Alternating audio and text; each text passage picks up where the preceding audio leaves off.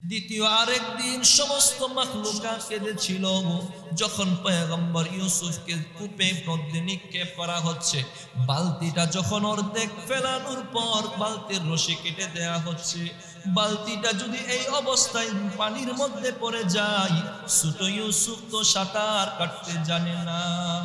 ছোট ইউসুফ তো সাঁতারও জানে না, এই কূপের মধ্যে সাপ আছে, বিচ্ছু আছে, ইউসুফকে খেয়ে ফেলবে।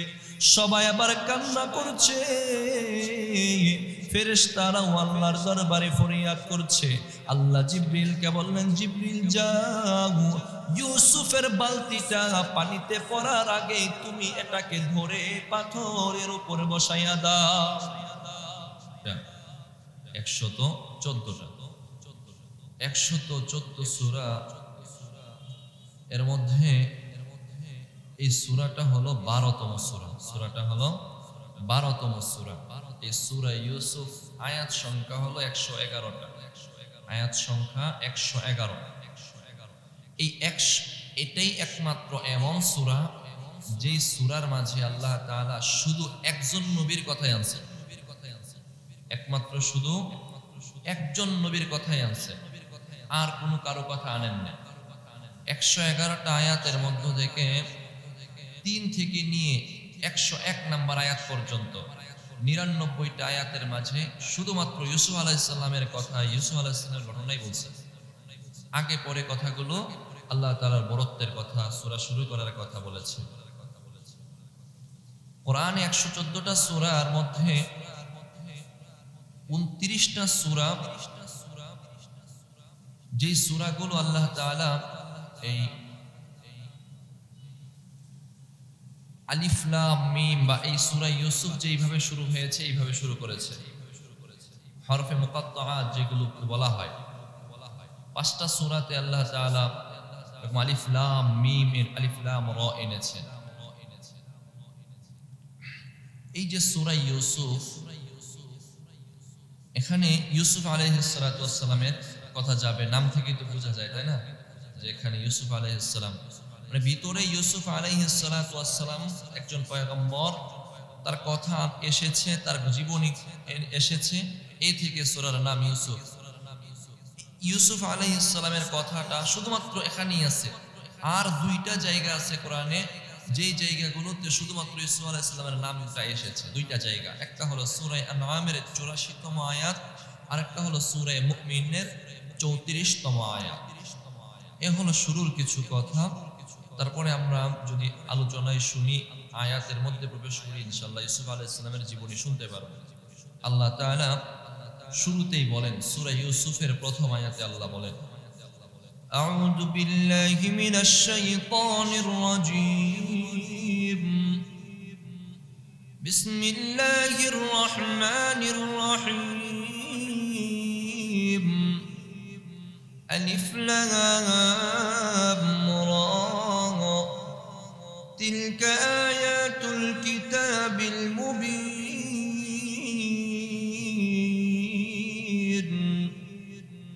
মুহতারাম হাজিরিন, আল্লাহ পাক রব্বুল আলামিন সূরা ইউসুফ শুরু করতেছেন আলিফ লাম রা।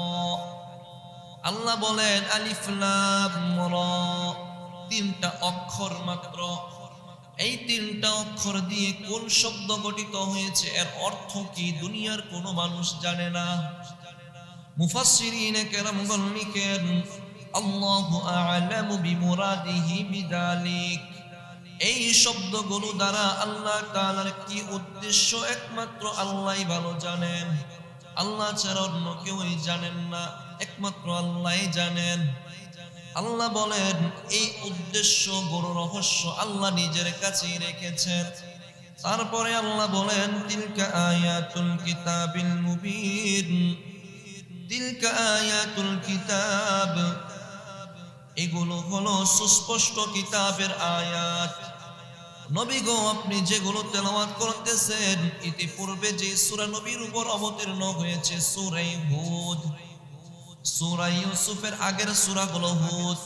কুরআনের ধারাবাহিকতা অনুযায়ী সূরা ইউসুফের আগের সূরা হুদ, আর আল্লাহর পক্ষ থেকে নাজিলের ধারাবাহিকতা রক্ষার্থেও সূরা ইউসুফের আগের সূরা হলো হুদ। আল্লাহ বলেন পয়গম্বর আপনি যে আয়াতগুলো তেলাওয়াত করেন এগুলো সুস্পষ্ট কিতাবের আয়াত ইন্না আনজালনাহু কুরআনান আরাবিয়্যান লাআল্লাকুম তা'কিলুন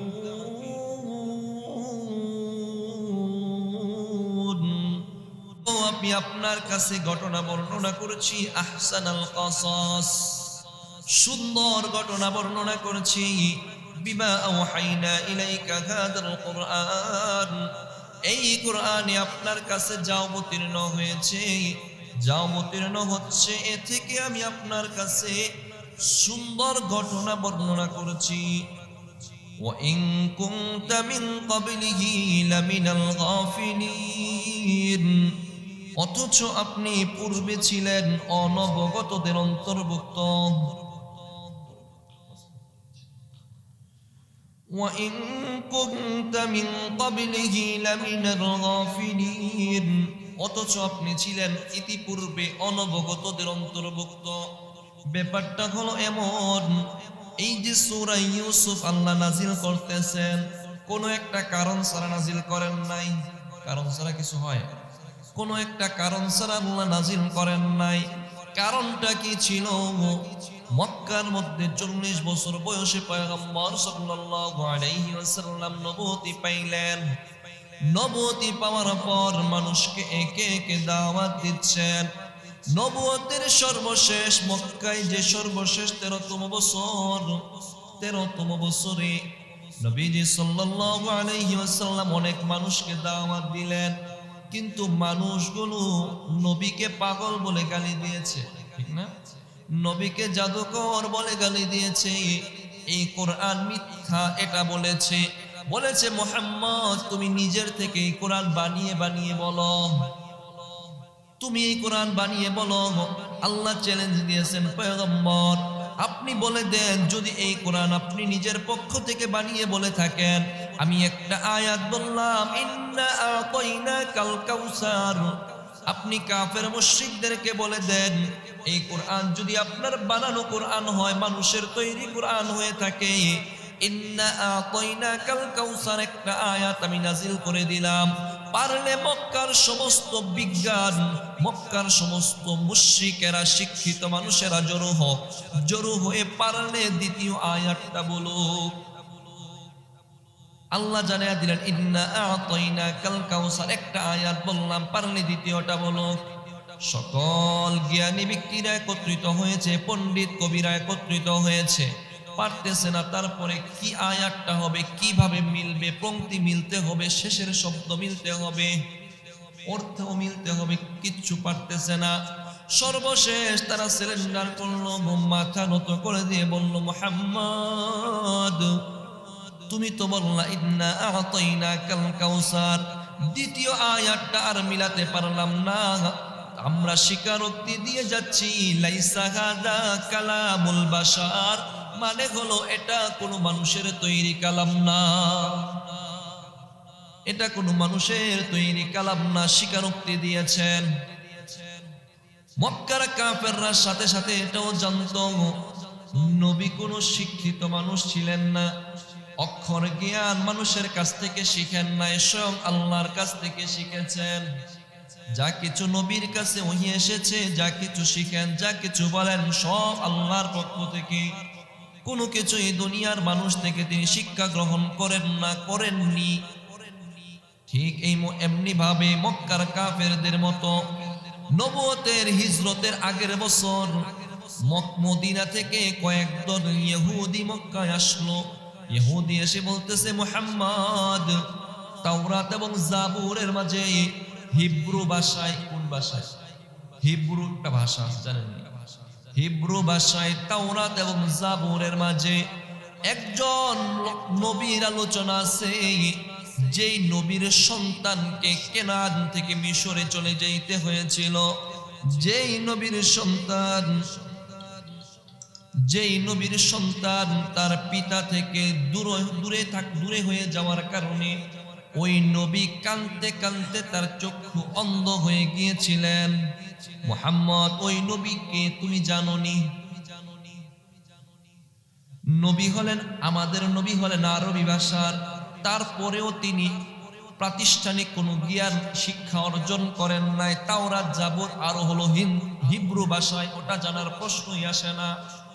ইহুদিরা ভাবলো নবী যদি এর উত্তর দিতে পারেন তাহলে ভাববো নবী আসল একজন নবী, কেননা যদি উত্তর দিতে পারেন ওটা আল্লাহর পক্ষ থেকে উত্তর দিবেন, যদি উত্তর না দিতে পারেন বুঝে নিব নবী কোনো আসল নবী না। ইহুদিরা পরীক্ষা করার জন্য এসে বলল, নবী গো আপনি বলেন, ওই যে একজন নবী কেনান থেকে মিশরে তার সন্তান চলে গিয়েছিল, চলে যাওয়ার কারণে ওই নবী কাঁদতে কাঁদতে তার চক্ষু অন্ধ করে ফেলেছিলেন, মানে ইয়াকুব আলাইহিস সালাম। পারলে তার সন্তানের আলোচনাটা আমাদেরকে শোনান। এখন নবী চুপ করে বসা, ওহী আসলে তারপরে না বলবেন, এর আগে তো নবী জানেন না। একটা কারণ এই ঘটনা বর্ণনা করার। দ্বিতীয় আরেকটা কারণ মুফাসসিরিনে কেরামগণ লিখেন, সাহাবায়ে কেরামের কাছে নবী প্রতিদিন একটা দুইটা কিছু আয়াত নাজিল হলে বলতেন, ধারাবাহিক অনেক আয়াত নাজিল হইতেছে, আয়াতের মধ্যে বিধিবিধান হুকুম আহকাম নাজিল হচ্ছে, নবী তাদেরকে শোনাচ্ছেন। সাহাবায়ে কেরাম আয়াতের বিধিবিধান শুনতে শুনতে এক পর্যায়ে গিয়ে সাহাবায়ে কেরাম নবীকে বললেন, ইয়া রাসূলুল্লাহ, ইয়া হাবিবাল্লাহ, যদি কিছু ঘটনা শোনাইতেন ভালো লাগতো। বিধিবিধান আর কত ভালো লাগে, যদি একটু ঘটনা শোনাইতেন তাহলে ভালো লাগতো।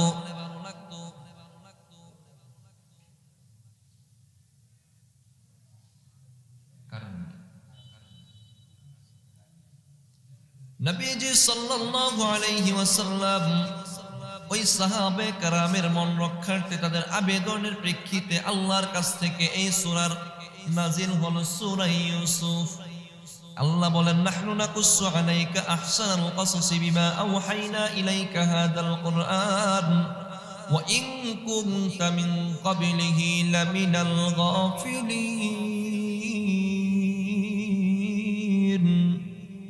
ওয়া ইন কুনতা মিন ক্বাবলিহি লামিনাল গাফিলিন। অথচ ইতিপূর্বে আপনি এই সূরা সম্পর্কে, ইউসুফ আলাইহিস সালামের জীবনী সম্পর্কে অনবগত ছিলেন, জানতেন না। নবী কি আগে থেকে জানতেন না। এই জন্যই আপনার কাছে সুন্দর একটি ঘটনা আমি আল্লাহ বর্ণনা করছি। মুফাসসিরিনে কেরামগণ লিখেন, এই সূরার তিনটা বৈশিষ্ট্য হলো, এক নাম্বার বৈশিষ্ট্য, এই সূরার মাঝে আল্লাহ তাআলা ধারাবাহিক একজন নবীর কথা আলোচনা করছেন, অন্য কোন নবীর কথা মাঝখানে আনেন নাই। দুই নাম্বার, এই সূরার মাঝে শিক্ষা আছে, সবরের শিক্ষা আছে, তাকওয়ার শিক্ষা আছে, ধারাবাহিক আপনারা জানবেন। তিন নাম্বার, নবীর নবুয়তের একটা প্রমাণ এই সূরা বহন করে, কেননা নবী এই সূরা সম্পর্কে অনবগত ছিলেন। এই ইউসুফ আলাইহিস সালাতু ওয়াস সালামের ঘটনার ব্যাপারে অনবগত ছিলেন। আল্লাহ তাআলা জানায়া দিলেন, নবীর একটা বিজ্ঞতার প্রমাণ এই সূরা বহন করে।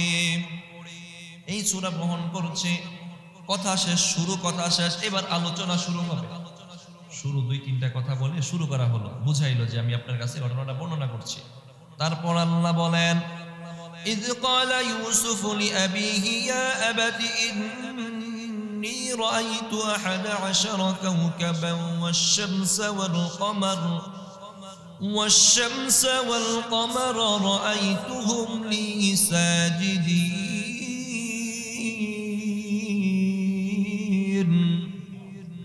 আল্লাহ বলেন, পয়গম্বর স্মরণ করুন ওই সময়ের কথা। ক্বালা ইউসুফ লিআবিহি, যখন ইউসুফ আলাইহিস সালাতু ওয়াস সালাম তার বাবাকে বলেছিলেন, ইয়া আবাতি, হে আমার বাবা, ইন্নী রাআইতু আহাদা আশারা কাওকাবা, আমি 11টা নক্ষত্র, ওয়াশ-শামসা ওয়াল কমার, এবং সূর্য এবং চন্দ্রকে, 11টা নক্ষত্র এবং সূর্য চন্দ্রকে দেখেছি। রাআইতুহুম লি সাজিদিন, আমি 11টা নক্ষত্র এবং সূর্য এবং চন্দ্রকে দেখেছি, আমি ইউসুফকে সিজদা করতেছে। আমি দেখেছি আমি ইউসুফকে সিজদা করতেছে। মুহতারাম হাজিরিন, আল্লাহ বলেন আল্লাহ নবীর কাছে আয়াত নাজিল করতেছেন। কোন নবী? আমাদের নবী মুহাম্মদুর রাসূলুল্লাহ সাল্লাল্লাহু আলাইহি ওয়াসাল্লাম এর কাছেই তো এই ঘটনা, এই আয়াত নাজিল হচ্ছে। আল্লাহ বললেন পয়গম্বর স্মরণ করুন যখন ইউসুফ আলাইহিস সালাম তার বাবাকে বললেন। কখন বলেছিলেন? মুফাসসিরিনে কেরামগণ লিখেন যখন ইউসুফ আলাইহিস সালাতু ওয়াস সালাম তার বাবাকে এই কথা বলেছিলেন, আমি দেখেছি চন্দ্র সূর্য আমাকে সিজদা করতেছে, তখন ইউসুফ আলাইহিস সালাতু ওয়াস সালামের বয়স ছিল 17 বছর। কত বছর? 17 বছর। তখন তার বাবাকে বলেছিলেন ইয়া আবাতি ইন্নী রাআইতু 11 কাওকাবা, 11টা নক্ষত্র দেখেছি। 11টা নক্ষত্র দ্বারা উদ্দেশ্য হলো ইউসুফ আলাইহিস সালাতু ওয়াস সালামের বাকি 11 ভাই। ইউসুফ আলাইহিস সালামের আরো 11টা ভাই ছিল। ওয়াশ-শামস ওয়াল কামার, মুফাসসিরিনে কেরামগণ লিখেন শামসুন সূর্য দ্বারা উদ্দেশ্য হলো তার বাবা ইয়াকুব, ওয়াল কামার চন্দ্র দ্বারা উদ্দেশ্য হলো তার মা রাহেলা, তার মা। দেখলাম 11টা নক্ষত্র এবং চন্দ্র সূর্য সিজদা করতেছে। মুফাসসিরিনে কেরামগণ লিখেন 11টা নক্ষত্র দ্বারা উদ্দেশ্য হলো 11 ভাই, চন্দ্র সূর্য দ্বারা উদ্দেশ্য হলো তার বাবা মা। এবার আসেন, তার 11 ভাই কি এক মার পেটের ছিল না অন্য মার পেটের ছিল? এক মার ছিল না। ইয়াকুব আলাইহিস সালাতু ওয়াস সালাম 4টা বিয়ে করেছিলেন। প্রথম স্ত্রীর সন্তান ছিল 6 জন, দ্বিতীয় স্ত্রীর সন্তানও 2 জন, তৃতীয় স্ত্রীর সন্তান আরো 2 জন, চতুর্থ স্ত্রীর সন্তান আরো 2 জন। 6 2 2 2 কত হলো? 12।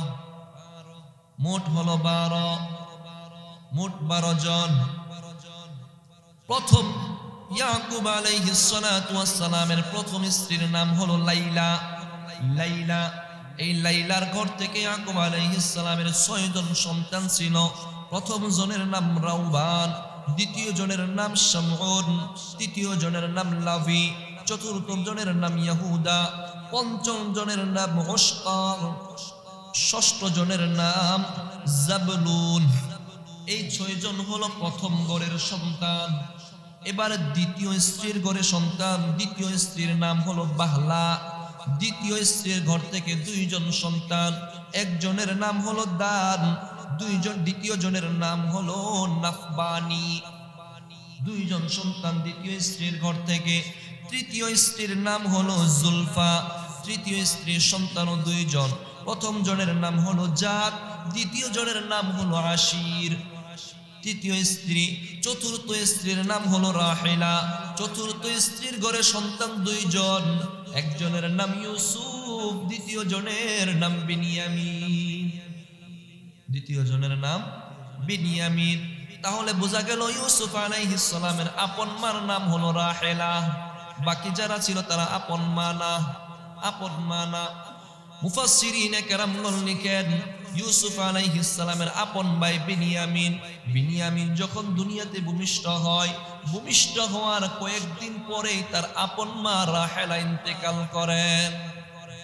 আপন মা ইন্তেকাল করেন, সৎ মা, ওকেও তো মাই বলে।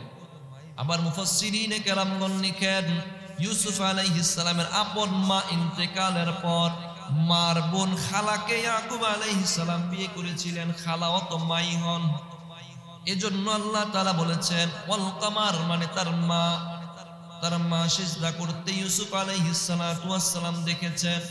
তাফসীরের কিতাবে ওই যে 11টা নক্ষত্র সিজদা করেছে, ওই নক্ষত্রের নামগুলো আছে। 11টা নক্ষত্র, 12টা নক্ষত্র, মানে ইয়াকুব আলাইহিস সালামের 12 জন সন্তান। 12 জন সন্তানের যে 12টা নক্ষত্র, ওইগুলোর নামও আছে। আলোচনার সংক্ষেপের জন্য ওগুলো বললাম না। আল্লাহ বলেন পয়গম্বর স্মরণ করুন যখন ইউসুফ আলাইহিস সালাম বাবাকে বললেন ইন্নী রাআইতু 11 কাওকাবান ওয়াশ-শামসা ওয়াল কামার রাআইতুহুম লি সাজিদিন। দেখলাম 11টা নক্ষত্র এবং চন্দ্র সূর্য আমাকে সিজদা করতেছে। মুফাসসিরিনে কেরামগণ লিখেন আমাদের সমাজ, আমাদের সময় এই উম্মতের জমানায় সিজদা করা মানুষকে জায়েজ না না জায়েজ? মানুষকে সিজদা করা না জায়েজ? কিন্তু পয়গম্বর ইউসুফ আলাইহিস সালামের সময়ে ওই সিজদাটা ছিল সম্মান সূচক সিজদা, as-sajdatul তাকরীম। এই সম্মান সূচক সিজদাটা ওই উম্মতের জন্য জায়েজ ছিল, ওই উম্মতের জন্য জায়েজ ছিল। ইউসুফ বাবাকে কথাটা বললেন, বাবা আমি এই স্বপ্ন দেখেছি। বাবা এবার কি বলতেছে আল্লাহ বলেন, قال يا بني لا تقصص رؤياك على إخوتك فيكيدوا لك كيدا إن الشيطان للإنسان عدو مبين قال يا بني ইউসুফ আলাইহিস সালাতু ওয়াস সালামের বাবা পয়গম্বর ইয়াকুব আলাইহিস সালাতু ওয়াস সালাম ইউসুফকে বলতেছেন, বাবা ইউসুফ লা তাকসুস রুইয়াকা আলা ইখওয়াতিক, তুমি তোমার স্বপ্নের কথা তোমার ভাইদেরকে বলিও না, তোমার ভাইদেরকে কিন্তু স্বপ্নের কথা বলিও না। ফায়াকিদু লাকা কাইদা, তাহলে তারা তোমার সাথে ষড়যন্ত্র করতে পারে। তুমি তোমার স্বপ্নের কথা কিন্তু বলিও, তাদেরকে বলিও না, তারা কিন্তু ষড়যন্ত্র করতে পারে। তারা ষড়যন্ত্র করবে, উপরে উপরে আবার ইন্নাশ শাইতানা লিল ইনসানি আদুউম মুবিন, জেনে রাখো নিশ্চয়ই শয়তান কিন্তু মানুষের প্রকাশ্য শত্রু। তারাও ষড়যন্ত্র করতে পারে, তার উপরে আবার শয়তান ধোঁকা দেবে, ষড়যন্ত্র ডবল হবে, ষড়যন্ত্র করতে পারে। তাই তুমি স্বপ্নের ব্যাখ্যা বলো না। ও আমার ভাই, এই আয়াতের তাফসীরে মুফাসসিরিনে কেরাম কয়েকটা বিষয় লিখেন। এক নাম্বার হলো তারা হিংসা করেছিল, হিংসা বিদ্বেষ করেছিল যে তার ভাই ইউসুফকে বাবা বেশি সম্মান করে। আবার দেখতেছে চন্দ্র সূর্য সিজদা করতেছে, এটা হলো স্বপ্নের ব্যাখ্যা। এখন আমাদেরকে জানতে হবে স্বপ্ন কাকে বলে, স্বপ্ন কত প্রকার। তাফসীরে মাযহারিতে ইমাম সানাউল্লাহ পানিপতি রাহিমাহুল্লাহ বলেন স্বপ্ন তিন প্রকার। আপনারা স্বপ্ন দেখেন না ঘুমাইলে? স্বপ্ন বলা হয় মানুষ নিদ্রা যাওয়ার পর, সংজ্ঞাহীন হওয়ার পর তার দেহ থেকে অন্তরটা আলাদা হয়ে মানুষ যেটা কল্পনা করে, মানুষ যেটা ভাবে, ওটাই হলো স্বপ্ন। আপনি ঘুমানোর পর আপনি দেখতেছেন আকাশে উঠতেছেন, আপনি দেখতেছেন নামাজ পড়তেছেন। মাঝে মাঝে মানুষ স্বপ্নে দেখে মৃত মানুষকে দাফন করতেছে, স্বপ্নে অনেক রকম মানুষ দেখে। কাজী সানাউল্লাহ পানিপতি রাহিমাহুল্লাহ বলেন স্বপ্ন তিন প্রকার। এক নম্বর হাদিসুন নফস, দুই নম্বর তাসবিরুশ শাইতান, তিন নম্বর হলো আল ইলহাম। প্রথম দুইটা মিথ্যা, তৃতীয়টা সত্যও হতে পারে মিথ্যাও হতে পারে। বুঝে নেন আজকে। প্রথমটা ছিল হাদিসুন নফস, মানে হলো আপনি আজকে বাজারে দিননারায়ণপুর বাজারে আসলেন, দেখে গেলেন অনেক বড় একটা গরু বাজারে হাটে উঠেছে, বিশাল দেহের একটা গরু উঠেছে, কিন্তু গরুর শিং নাই। আপনি দেখে গেলেন, অথবা অনেক বড় একটা প্রাণী দেখলেন, কিছু একটা দেখলেন, একজন মানুষের মারামারি দেখলেন, রাত্রে বেলা ঘুমানোর পর কল্পনা করলে ওটা আবার রাত্রে দেখবেন কিনা? মাঝে মাঝে দেখেন না? এটা হলো স্বপ্নের এক নাম্বার প্রকার, হলো হাদিসুন নফস, এটা হলো মিথ্যা। সুতরাং কখন যদি এমনটা দেখেন ব্যাখ্যা জানার প্রয়োজন মনে করবেন না, মিথ্যা বলে চালাইয়া দিবেন, ব্যাস, কাউকে বলতেও যাবেন না। দুই নাম্বার হলো তাসবিরুশ শাইতান, মানুষ এমন স্বপ্ন দেখে সে এটা নিজে দেখে নাই। দেখলেন স্বপ্নের মাঝে আপনি কাকে, আপনার সামনে একজনকে কুবায়া ফেলা হইতেছে, অথবা দেখলেন ভয়ঙ্কর রাস্তা দিয়ে আপনি চলাচল করতেছেন, অথবা দেখলেন আপনি কাউকে মেরে ফেলতেছেন, অথবা দেখলেন আপনার নিজেরই মৃত্যু হইতেছে। ভয়ঙ্কর কিছু দেখলেন অথবা ভালো কিছু দেখলেন। দুই নাম্বার তাসবিরুশ শাইতান, যেটা শয়তানের পক্ষ থেকে হয়ে থাকে। দুষ্ট শয়তান আপনাকে ধোঁকা দেওয়ার জন্যে, আপনাকে কষ্ট দেওয়ার জন্যে সে প্রতিনিয়ত আপনার রগের ভিতরে চলাচল করতেছে। সে আপনাকে খারাপ স্বপ্ন দেখায়, দেখায় আপনি পাহাড়ের উপর থেকে পড়ে যাইতেছেন, খাট থেকে আপনি পড়ে যাইতেছেন, ঘুমের মধ্যে আপনি খারাপ কিছু দেখেন, এই 2 নাম্বার স্বপ্ন হলো তাসবিহুশ শাইতান। এটা শয়তানের পক্ষ থেকে। এই খারাপ স্বপ্ন যখনই দেখবেন তখনই ভাববেন এটা শয়তানের পক্ষ থেকে। বাম দিকে হালকা থুতু দিয়ে আউযু বিল্লাহি মিনাশ শাইতানির রাজিম পাঠ করে যেই কাতে ছিলেন অন্য কাতে আবার শুয়ে যাবেন, আল্লাহ তাআলা এ থেকে আপনাকে রক্ষা করবেন। এ হলো 2 নাম্বার স্বপ্ন, তাসবিহুশ শাইতান, শয়তানের পক্ষ থেকে।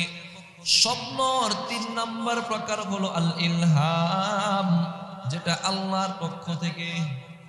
যেটা আল্লাহর পক্ষ থেকে।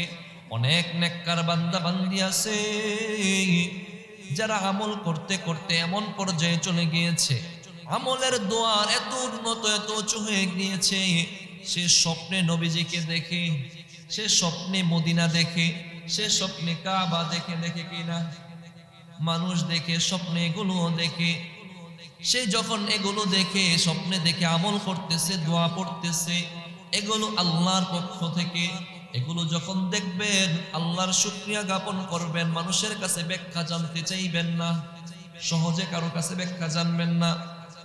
স্বপ্নটা এমনই। 3 নাম্বার যে স্বপ্নটা আল্লাহর পক্ষ থেকে, এটা ভালো স্বপ্ন, সত্য স্বপ্ন। আর এই স্বপ্নটা যখন মানুষ দেখে, মানুষের মধ্য থেকে যখন পয়গম্বররা দেখবে, এটা 100% 100% সত্য, এর মধ্যে কোনো সন্দেহ নাই। এই স্বপ্ন দেখেছিলেন পয়গম্বর ইউসুফ। পয়গম্বর ইউসুফ আলাইহিস সালাতু ওয়াস সালাম স্বপ্নে দেখলেন এইগুলো। দেখার পর বাবা বললেন, তুমি তোমার ভাইদের কাছে বলিও না, ভাইয়েরা কিন্তু ষড়যন্ত্র করবে, ভাইয়েরা ষড়যন্ত্র করবে।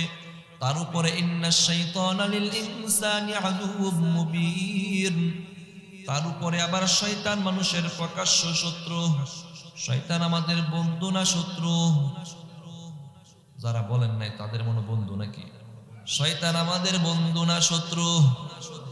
শয়তান আমাদের শুধুই শত্রু না, প্রকাশ্য শত্রু, প্রকাশ্য শত্রু। তারপর আল্লাহ বলেন, وَكَذَلِكَ يَجْتَبِيكَ رَبُّكَ وَيُعَلِّمُكَ مِن تَأْوِيلِ الْأَحَادِيثِ وَيُتِمُّ نِعْمَتَهُ عَلَيْكَ وَعَلَى آلِ يَعْقُوبَ كَمَا أَتَمَّهَا على أبويك من قبل إبراهيم وإسحاق إن ربك عليم حكيم।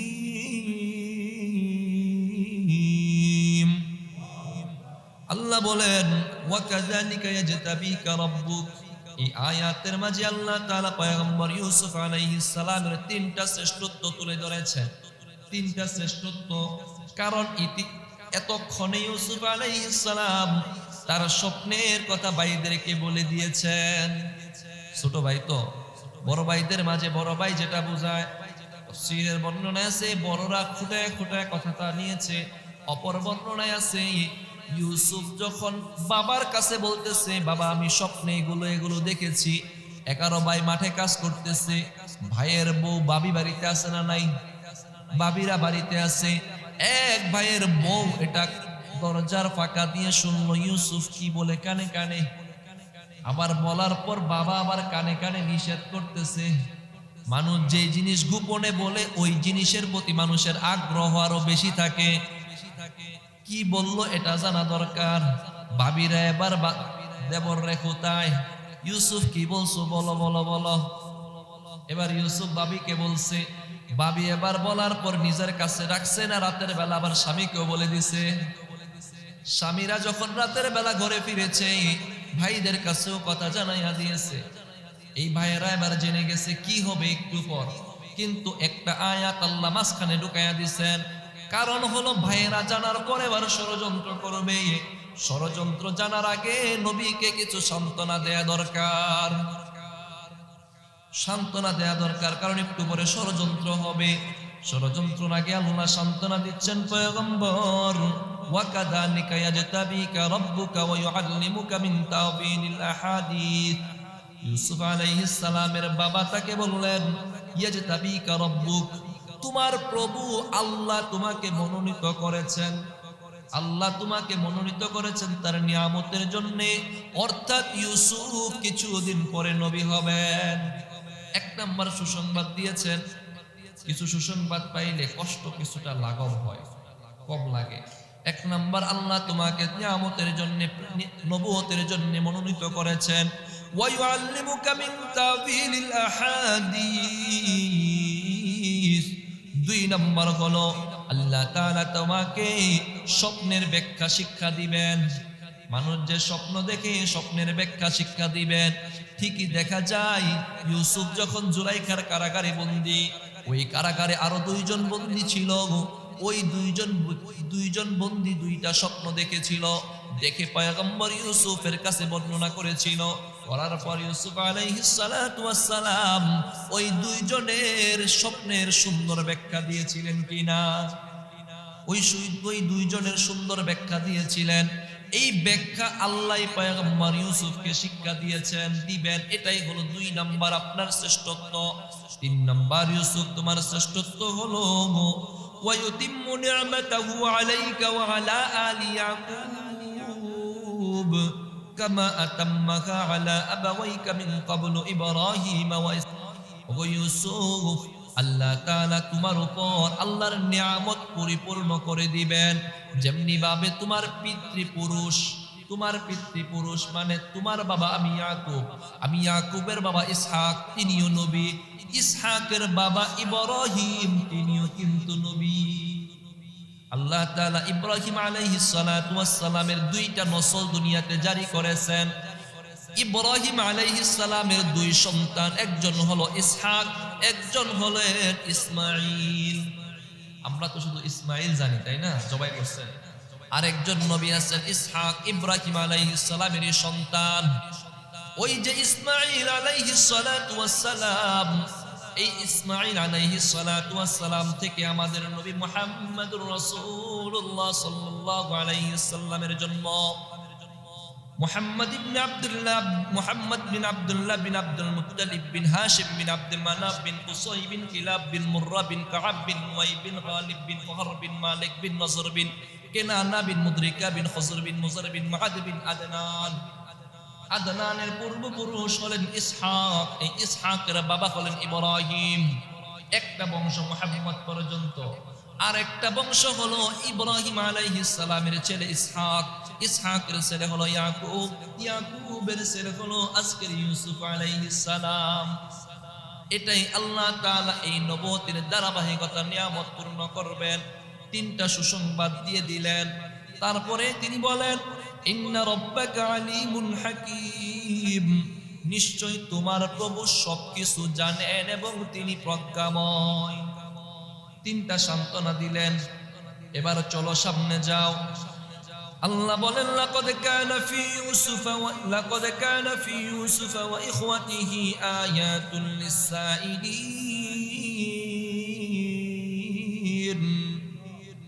ইউসুফ আলাইহিস সালাতু ওয়াস সালাম এবং তার ভাইদের ঘটনার মধ্যে মানুষের জন্য রয়েছে শিক্ষা, নিদর্শন। বলছিলাম না, এই সূরার নিদর্শন আছে, শিক্ষা আছে। শ্রেষ্ঠত্বের একটা হলো শিক্ষা আছে। আল্লাহ বললেন ইউসুফ এবং তার ভাইদের ঘটনার মাঝে এই উম্মতের জন্য শিক্ষা আছে। ইদ ক্বালু লা ইউসুফ ওয়া আখুহু আহাব্বু ইলা আবিনা মিন্না ওয়া নাহনু উসবাহ ইন্না আবানা লাফি দালালিন মুবিন।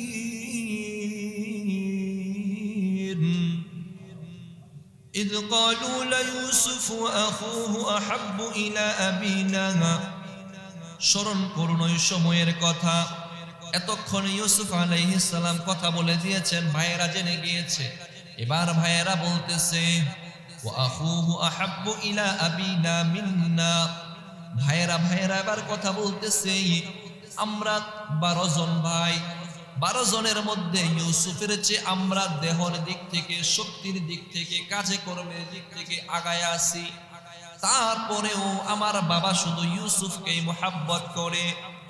ইন্না আবানা লাফি দালালিম মুবিন, নিশ্চয় আমাদের বাবা সুস্পষ্ট পথভ্রষ্টতার মাঝে আছে। কেননা আমরা হলাম বড় ভাই বড় ছেলে, কাজকর্ম সব আমরা করি, দেহ শক্তিদের দিক থেকে আমরা বেশি। ইউসুফ ছোট একটা বাচ্চা, তারে বেশি মোহাব্বত করে। চলো উকতুলু ইউসুফ, ইউসুফকে হত্যা করে দে। ইউসুফকে যদি হত্যা করে দেই, মেরে ফেলি, তাহলে বাবার ইউসুফের প্রতি যেই টান, ওই টানটা আমাদের উপরে আসবে। ইউসুফ যতদিন আছে বাঁচবো না, আমাদেরকে মোহাব্বত হয়তো করবে না।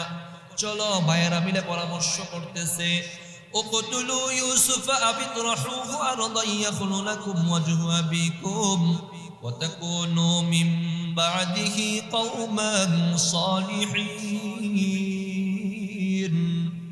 উকতুলু ইউসুফ, চলো ইউসুফকে হত্যা করে দেই।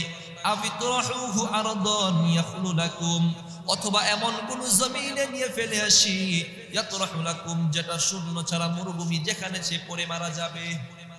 ওয়াজহু আবিকুম ইয়াখলু লাকুম ওয়াজহু আবিকুম, তাহলে এমনটা হলে আমার বাবার চেহারা ইউসুফ থেকে ফিরে আমাদের দিকে আসবে। আর আমরা যে এই খারাপ কাজটা করলাম, ইউসুফকে হত্যা করে ফেললাম, কত ভালো মানুষ দেখেন, তারা আবার বলতেছে ওয়া তাকুনু মিন বা'দিহি কওমান সালিহিন, আগে মেরে ফেলি, তারপরে তওবা করে ভালো মানুষ হয়ে যাব। সুরলেও ইমানদার না, চলো মেরে ফেলি, তারপরে সালিহিন, নেককার হয়ে যাব, ভালো মানুষ হয়ে যাব, বাবার কাছে মাফ চেয়ে ফেলবো, তওবা করে ফেলবো, ভালো মানুষ হয়ে যাব। পরামর্শ করতেছে 10 ভাই মিলে, কয় ভাই? 10 ভাই মিলে, এক ভাই বিনিয়ামিন আপন ভাই ছোট বাচ্চা, আরেক ভাই তো তিনি ইউসুফ। 10 ভাই এই পরামর্শ করলো, মেরে ফেলবে, না হয় ফেলে দিবে, হত্যা করবে। এবার একজন বলতেছে ক্বালা কাইলুম মিনহুম লা তাকতুলু ইউসুফ ওয়ালকুহু ফি গায়াবাতিল জুব্বি ইয়ালতাকিতুহু বা'দুস সাইয়ারা ইন কুনতুম ফাইলিন। ক্বালা কাইলুম মিনহুম, তাদের এই 10 জনের মধ্য থেকে একজন বলল, ওই একজনকে মুফাসসিরিনে কেরামগণ লিখেন, এই এক ভাই হলো ইউসুফ ইয়াকুব আলাইহিস সালামের জ্যেষ্ঠ পুত্র ইয়াহুদা। এক ভাই ইয়াহুদা, থাকে না সূরার দলের মাঝেও কিছুটা অন্তর নরম, সে মানুষটা যতই খারাপ কিন্তু অন্তরটা নরম, অন্তর নরম অন্তরের। এই ইয়াহুদা, ইয়াকুবের জ্যেষ্ঠ পুত্র ইয়াহুদা বলল, তাদের মধ্য থেকে একজন বলল, লা তাকতুলু ইউসুফ, ইউসুফকে হত্যা কইরো না।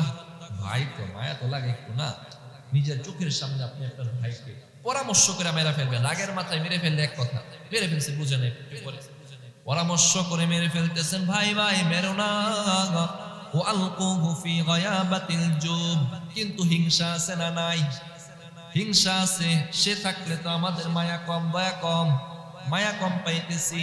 চলো ওয়ালকুহু ফি গায়াবাতিল জুব, একটা নির্জন কূপে নিয়ে ফেলে দিয়ে আসি। ইয়ালতাকিতুহু বা'দুস সাইয়ারা, পথিক দল যখন এই কূপের পাশ দিয়ে অতিক্রম করবে, ওই পথিক দল তাকে উঠায়া নিয়ে দূর দেশে চলে যাবে। আমাদের কাটাও দূর হলো, আমাদের ক্ষতিও হলো না, চোখের কাটাও দূর হয়ে যাবে। কথাটা সবার পছন্দ হয়েছে। ভাই পরামর্শ দিচ্ছে, ওয়া ইন কুনতুম ফাইলিন, যদি কিছু করতেই চাও এটা করো, যদি ইচ্ছা করতেই চাও এটা করো। ঠিক আছে, ফাইসালা এটাই। আগে বাবারে বুঝাই, কারণ বাবা হলেন এমন, ইউসুফকে একটা মুহূর্তের জন্যও চোখের আড়াল করতে দেন না। মায়ার ছেলে, আদরের ছেলে, দয়ার ছেলে, সুন্দর সুস্থি দেখতে, পরবর্তীতে নবী হবেন, তার ভিতরে আল্লাহ আগেই নিদর্শন ঢুকাইয়া দিয়েছেন। নম্রতা, ভদ্রতা, শিক্ষা, মেধা, গুণগতভাবে সবকিছুই তার ভিতরে বেশি। দেখবেন বাবারা যারা আছেন, 3টা সন্তান হলে যেই সন্তানটা বড় হলে নেতৃত্ব দিবে, আপনার পরিবারটাকে দেখে রাখবে, ওর ভিতরে শুরু থাকতেই কিছু গুণ থাকে। ওর চাল চলনে আপনি শুরু থেকেই বুঝেন যে এই বড় হলে আমার সংসারটাকে ধইরা রাখতে পারবো।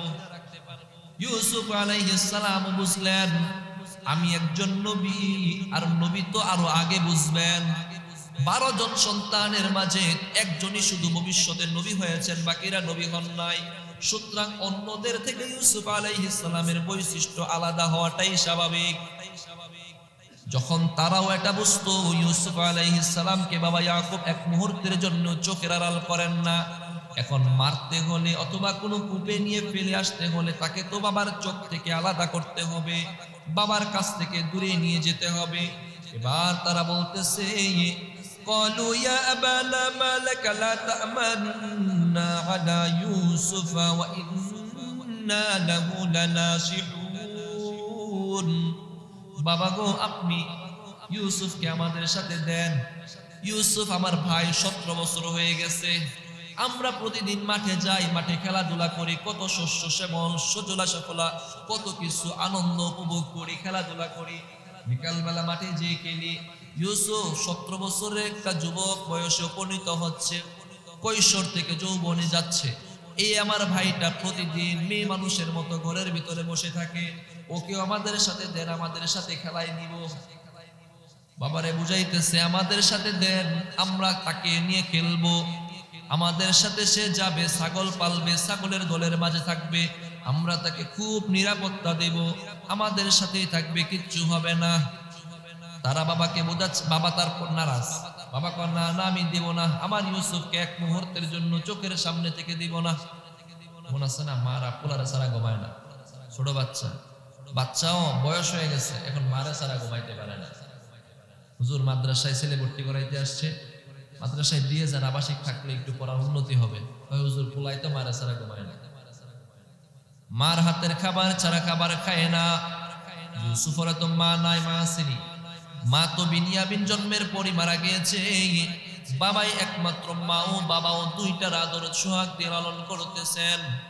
ভবিষ্যতে নবী হবেন, সব নিদর্শন আছে। যেই সন্তানটা নম্র ভদ্র মেধাবী, ওই সন্তানের প্রতি আপনার টানটাও একটু বেশি। ওই সন্তান কোথাও যেতে চাইলে আপনি যেতে দেন না। পয়গম্বর ইয়াকুব তার সন্তান ইউসুফকেও কোথাও যেতে দেয় না। ভাইয়েরা যখন আবেদন করতেছে, ভাইদের কথাও তিনি ছাড়তে নারাজ। এবার ভাইয়েরা বলে, ক্বালু ইয়া আবানা মা লাকা লা তা'মান্না আলা ইউসুফ। বাবা গো, আপনার কি হলো? আপনি ইউসুফের ব্যাপারে আমাদেরকে বিশ্বাস করতেছেন না। সব কিছু বিশ্বাস করেন, টাকা পয়সা, স্বর্ণ গহনা অলংকার আদি, ব্যবসা বাণিজ্য সব কিছু আমাদের হাতে, আমরা ব্যবসা করি, টাকা পয়সা লেনদেন করি, আমাদের উপর ছেড়ে দেন। কিন্তু ইউসুফের ব্যাপারে কি হলো? ইউসুফের ব্যাপারে আপনি আমাদের উপর ভরসা করতে পারতেছেন না কেন? আমরা তো নিরাপত্তা দেব বললাম, নিরাপত্তার পূর্ণ গ্যারান্টি দিলাম। ওয়া ইন্না লাহু লানাসিহুন। বাবা গো, আমরা ইউসুফের শুভাকাঙ্ক্ষী, কল্যাণকামী। দেন দেন, আমরা ইউসুফের ভালো চাই। একটু বাইরে গেলে, বাহিরের আলো বাতাস লাগলে সে আরো মেধা বিকশিত হবে। ঘরের ভিতর বসে থাকলে কেমন দেখা যায়, মেয়ে লোকের মতো লাগে। ইউসুফকে আমাদের সাথে দেন। বাবা দেয় না, পিরাপিরির পর আরসিলহু মা'ানা গাদান ইয়ারতা ওয়া ইন্না লাহু লানাসিহুন। বাবাকে বললেন, আগামী কালকে আমাদের সাথে ইউসুফকে পাঠাইবেন। ইয়ারতা ওয়া ইয়ালাব, তাকে নিয়ে আমরা খেলবো এবং রাখালি করব, ছাগলের পাল পাহারা দেব। ওয়া ইন্না লাহু লাহাফিজুন, অবশ্যই আমরা ইউসুফকে সংরক্ষণ করব, হেফাজত করব, নিরাপত্তা দেব, কোনো ক্ষতি হতে দেব না। ক্বালা ইন্নী লা ইয়াহজুনুনি আন তাযহাবু বিহি ওয়া আখাফু আন ইয়াকুলাহু আয-যি'বু ওয়া আনতুম আনহু গাফিলুন। বাবা বলে, ক্বালা ইন্নী লা ইয়াহজুনুনি, আমার ভয় হয়, আগেই ভয় হইতেছে। পয়গম্বর, তিনিও তো পয়গম্বর। ক্বালা ইন্নী লা ইয়াহজুনুনি, আমার ভয় হইতেছে, আন তাযহাবু বিহি, তোমরা ইউসুফকে নিয়ে যাইবা। ওয়া আখাফু আন ইয়াকুলাহু আয-যি'বু, এবং তোমাদের অনাকাঙ্ক্ষিত ভাবে ইউসুফকে বাঘে খেয়ে ফেলবে। বাঘে খেয়ে ফেলবে। এখনো কি নিয়ে গেছে নাকি? এখনো তো নেয় নাই, তারপরও বলতেছে বাঘে খেয়ে ফেলবে। ওয়া আনতুম আনহু গাফিলুন, অথচ তোমরা থাকবা উদাসীন। পয়গম্বর ইয়াকুব কিভাবে জানলেন যে নিয়ে যাওয়ার পর বাঘে খাবে অথবা এমন একটা ঘটনা ঘটবে। তাফসীর মাযহারিতে এর ব্যাখ্যাটুকু এসেছে। পয়গম্বর ইয়াকুব আলাইহিস সালাতু ওয়াস সালাম দুই কারণে বলছেন যে তাকে বাঘে খেয়ে ফেলতে পারে। এক নম্বর কারণ হলো যেই শহরে পয়গম্বর ইউসুফ আলাইহিস সালাতু ওয়াস সালাম বসবাস করতেন ওই শহরের নাম হলো কেনান। শহরের নাম কি? কেনান। জানেন নি? ওই শহরের নাম হলো কেনান। কেনানে অনেক বেশি বাঘের প্রচলন ছিল। বনের মধ্যে বাঘ প্রচুর ছিল। আশঙ্কা হতেই পারে যেহেতু বাঘ বেশি, বাঘ মানুষের উপর আক্রমণ করবে। তোমরা ভাইয়েরা শক্তিতে বলিয়ান, শক্তি সামর্থ্য আছে, তোমরা দৌড়ে পালায়া যাবা, আমার ইউসুফ দৌড়ে পালাতে পারবে না, তাকে বাঘে খেয়ে ফেলবে। একটা কারণ, যে কারণে তিনি বলেছেন কেনানে বাঘ বেশি হওয়ার কারণে আমার সন্তানকে বাঘে খেয়ে ফেলতে পারে, তোমরা উদাসীন থাকবা। দুই নাম্বার যে কারণে পয়গম্বর ইয়াকুব বললেন আমার ছেলেকে বাঘে খেয়ে ফেলবে, তোমরা উদাসীন থাকবা, কারণটা হলো পয়গম্বর ইয়াকুব কিছুদিন আগে স্বপ্নে দেখেছিলেন। বাবা ইয়াকুবের স্বপ্ন, এটা ইউসুফের না, বাবার স্বপ্ন। বাবা স্বপ্নে দেখতেছেন বাবা ইয়াকুব আলাইহিস সালাতু ওয়াস সালাম একটা পাহাড়ের উপরে আছেন, আর পাহাড়ের নিচে তাদের 12 জন সন্তান খেলা করতেছে। 12 জন সন্তান খেলা করতেছে। 12 জন সন্তানের মধ্যে তার সন্তান ইউসুফকে বাঘে কামড় দিয়েছে। স্বপ্নে তিনি ওটা দেখেছেন। একটু আগেই বলেছি নবীগণের স্বপ্ন সত্য না মিথ্যা? নবীগণের স্বপ্ন সত্য, কোনো সন্দেহ নাই। এজন্যই পয়গম্বর ইয়াকুব আশঙ্কা করলেন আমার ছেলেকেও হয়তো বাঘে খেয়ে ফেলবে, সেই আশঙ্কায় করছেন। এই আশঙ্কা করেছেন, তারপরেও ভাইদের পীড়াপিড়িতে পরিশেষে দিতে বাধ্য হলেন, দিয়ে দিলেন। قالوا لئن أكله الذئب ونحن عصبة إنا إذا لخاسرون। বাবা যখন বইলা দিতেছে দেখো আমার সন্তানকে কিন্তু দিতেছি, সাবধানে রাখো বাঘে যেন না খেয়ে ফেলে, তোমরা উদাসীন থাকবা, বাঘে খেয়ে ফেলতে পারে। এবার ভাইয়েরাও নিজেদের অতিরিক্ত মাত্রা প্রকাশ করতেছে। চোরের মন পুলিশ পুলিশ, যে দেখবেন চুরি করছে সে এসে বলবে কি ভাই কি হয়েছে, আপনার কি হয়েছে, কি হয়েছে, চুরি হয়েছে কি কি, সে এসে আরো বড় করে ঢোল পেটায়। চোর আবার বলতেছে ক্বালু লা ইন আকালাহু যিবু, ভাইয়েরা তখন বলে আকালাহু যিবু, কি বলেন আব্বা, বাঘ খেয়ে ফেলবে। ওয়া নাহনু উসবা, আমরা এমন একটা দল, 10 জনের একটা দল, পাহলওয়ান একটা দল, শক্তি সামর্থ্যে এমন একজন দল যেই দলের সামনে বাঘ দাঁড়াতে পারবে না। ইন্না ইদাল্লা খাসিরুন, আমরা 10 ভাই থাকতে বাঘ ইউসুফের কিচ্ছু করতে পারবে না। ব্যাপারটা এমনই ছিল। তাফসীরের কিতাবের মধ্যে আছে পয়গম্বর ইউসুফ আলাইহিস সালাতু ওয়াস সালামের বাকি যে 10 ভাই ছিলেন, ওই 10 ভাই শক্তি সামর্থ্যে দেহের দিক থেকে সুঠাম উঁচু উঁচু মানবের মতো ছিল, দেহ মানবের মতো। এক একজনের শক্তি ছিল 40-50 জনের সমান। বাঘও তাদেরকে দেখতে ভয় পায়। এমন মানুষ শক্তি বেশি, রাতেও ভয় পায় না, কোনো কিছু ভয় নাই। তাদের 10 ভাইও এমন ছিল। আবার বলতেছে ওয়া নাহনু উসবাহ ইন্না ইযাল খাসিরুন, আমরা 10 জনের এমন একজন শক্তিশালী বাহিনী, এরা থাকতে বাঘ তাদের কোনো ক্ষতি করতে পারবে না। তারপরে তারা বলে ফালাম্মা যাহাবু বিহি ওয়া আজমাউ আন ইয়াজআলুহু ফি গায়াবাতিল জুব, ফালাম্মা যাহাবু বিহি, অতঃপর তারা তাকে নিয়ে গেল। ওয়া আজমাউ আন ইয়াজআলুহু ফি গায়াবাতিল জুব ওয়া আওহাইনা ইলাইহি লাতুনাব্বিআন্নাহুম বিআমরিহিম হাদা ওয়া হুম লা ইয়াশউরুন।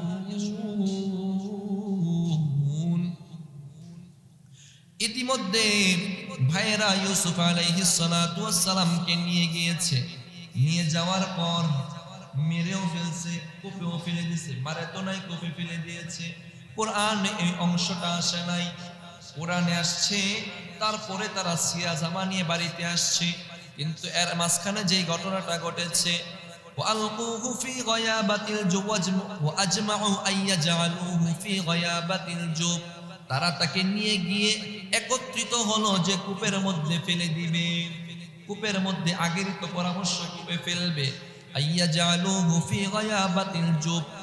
তাফসীরে জালালাইনের মধ্যে আল্লামা জালালউদ্দিন সুয়ুতী রাহিমাহুল্লাহ বলেন, আই ফাআলু যালিকা বিআন্না যাউ কামিসাহু বা'দা দারবিহি ওয়া ইহানাতিহি ওয়া ইদরাদি কতলিহি। মানে হলো দেখেন পয়গম্বর ইউসুফকে কূপে ফেলার আগে তারা কতটা নির্যাতন করেছে। ছোট ভাই ইউসুফ ভাইদের সাথে থাকে, আঙ্গুলে ধরে থাকে। দেখবেন ছোটরা সবসময় আঙ্গুলে ধরে ধরে হাঁটে। ছোট ভাই ইউসুফ কাদের আঙ্গুল ধরে ধরে হাঁটে, কারো আঙ্গুল ছাড়ে না। কিন্তু এখন যদি কূপে ফেলতে হয় আগে তো আঙ্গুল ছাড়াইতে হবে। আবার আগের পরামর্শ আছে, জামাটা তো বাবার কাছে দেখাতে হবে, এবার জামাটা খুলতে হবে। আল্লামা জালালউদ্দিন সুয়ুতী রাহিমাহুল্লাহ বলেন, তারা তাকে কূপে ফেলানোর আগে বিআন্না যাগু কামিসাহু, ইউসুফের জামা কাপড় খুললো, বাদা দরবিহি, মার দিল, পিটা দিল, থাপ্পড় দিল, মারলো, ওয়া ইহানাতিহি, লাঞ্ছনা দিল।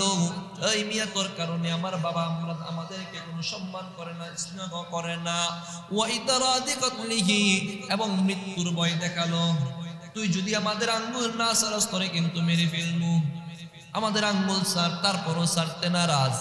সব ভাইদের পায়ে জড়িয়ে ধরে তাফসীরের বর্ণনায় আছে ইউসুফ আলাইহিস সালাতু ওয়াস সালাম ভাইদের পা জড়িয়ে ধরতেছে, ভাইয়েরা লাথি দিয়ে ফেলে দেয়, তারপরেও আবার ভাইদের কাছে আসে আঙ্গুল ধরে। কিন্তু ভাইয়েরা তো পাষাণ হৃদয়ের অধিকারী, ভাইয়েরা তাকে লাঞ্ছনা দিয়ে, পিটা দিয়ে, থাপ্পড় দিয়ে দিয়ে কাপড়গুলো খুলে ফেলে। কাপড় খুলে এবার কূপের মধ্যে নিক্ষেপ করবে। একটা বালতির ভিতরে ঢুকালো, বালতির রশি কূপের মধ্যে নিক্ষেপ করলো। কূপের অর্ধেক যখন বালতি গিয়েছে, ভাইয়েরা বলল এবার রশি কেটে দাও। রশি কেটে দিলেই তো বালতি নিচে পড়ে যাবে। তাফসীরের বর্ণনায় আছে পৃথিবীর ইতিহাসে 2 দিন সমস্ত মাখলুকাত কেঁদেছিল। শুধু মানুষ নয়, গাছপালা, পশু পাখি, আল্লাহর ফেরেশতারাও পর্যন্ত কেঁদেছিল। একদিন হলো মুহাম্মাদুর রাসূলুল্লাহ সাল্লাল্লাহু আলাইহি ওয়াসাল্লামকে তায়েফের ময়দানে যেদিন তায়েফবাসীরা রক্তাক্ত করেছিল, নবীর রক্তে নবীর পায়ের সাথে জুতা মুবারক লেগে গিয়েছিল, কিন্তু রক্ত জমিনে পড়ে নাই। যদি 1 ফোঁটা রক্ত জমিনে পড়তো তাহলে আল্লাহ তাআলা তায়েফবাসীকে তামা করে দিতেন। ওই দিন আসমান জমিন মাখলুকাত ফেরেশতারাও কেঁদেছিল, আল্লাহ আপনার নবীকে আপনি রক্ষা করেন, তায়েফবাসীরা আপনার নবীকে মেরে ফেলতেছে। দ্বিতীয় আরেকদিন সমস্ত মাখলুকাত কেঁদেছিল যখন পয়গম্বর ইউসুফকে কূপে মধ্যে নিক্ষেপ করা হচ্ছে। বালতিটা যখন অর্ধেক ফেলানোর পর বালতির রশি কেটে দেয়া হচ্ছে, বালতিটা যদি এই অবস্থায় পানির মধ্যে পড়ে যায়, ছোট ইউসুফ তো সাঁতার কাটতে জানে না, ছোট ইউসুফ তো সাঁতারও জানে না, এই কূপের মধ্যে সাপ আছে, বিচ্ছু আছে, ইউসুফকে খেয়ে ফেলবে। সবাই আবার কান্না করছে, ফেরেশতারাও আল্লাহর দরবারে ফরিয়াদ করছে। আল্লাহ জিবরিলকে বললেন, জিবরিল যাও, ইউসুফের বালতিটা পানিতে পড়ার আগে তুমি এটাকে ধরে পাথরের উপর বসাইয়া দাও। জিবরিল সাথে সাথে আসছে কি সময় লাগবে নাকি? বালতি কূপে পড়ার আগে জিবরিল আসবে না? জিবরিল এসে কূপের মধ্যে বসায় দিলেন, বাস আজকে কূপেই থাকুক নাকি? ইনশাআল্লাহ আগামীকালকে থেকে তারপরে সামনে ইনশাআল্লাহ আলোচনা শুনবো। আল্লাহ তাআলা আমাদেরকে